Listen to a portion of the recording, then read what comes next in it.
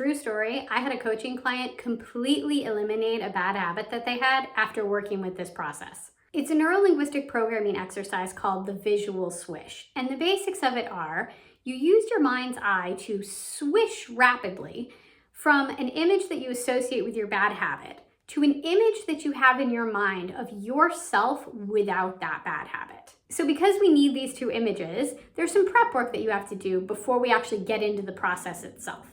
So step one, you need a bad habit. For me, for the purposes of this video, I'm going to be talking about scrolling on social media because I do that a lot. The first image that I need is the cue image. What's the last thing I see before I know that I'm gonna scroll on social media? So for me, the last thing I see before I know I'm gonna scroll on Facebook or Instagram is my hand with my phone in it, and I see those little icons for Facebook or Instagram, and I know I'm gonna click on them. Great, so that's my cue image.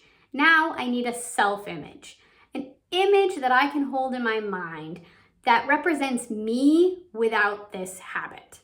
And for me, I'm choosing to go with a picture that I took of myself, and I was standing in the middle of a river in Vermont, and I was smiling really big, and I could see the river behind me, and I just feel so present and alive and out in nature. And to me, that image represents a version of myself that I could very easily see not having this addiction to social media.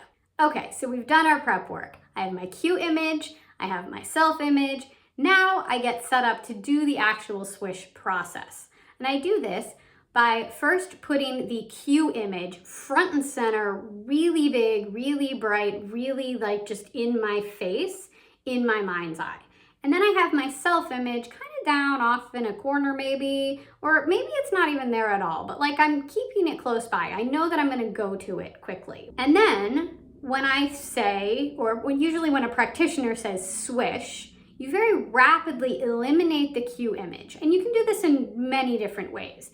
You could try draining all the color out of that image. You could try having that image zoom way off into the distance and it's gone, it's poofed out of there. And then at the same time, my self-image zooms up into the foreground over my mind's eye, and it's big and it's bright and it's beautiful, and I see this image of myself in the river and I feel invited into it, and it's enticing, and I really love looking at that image. And then as we practice this process, always going from cue image, swish to self-image, cue, swish to self, as we practice that, pretty quickly, the cue image becomes so closely linked and associated with that self-image that self-image pops up immediately.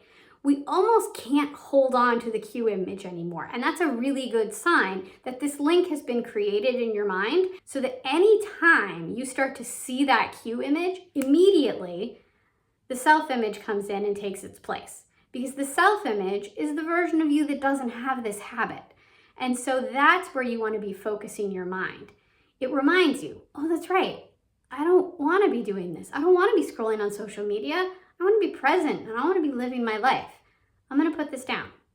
So that's the visual swish process. So give it a try for yourself. I am going to link an audio version, a guided version of this exercise to this video. You're going to need the prep work done. You're going to need that cue image, and you're going to need the self image.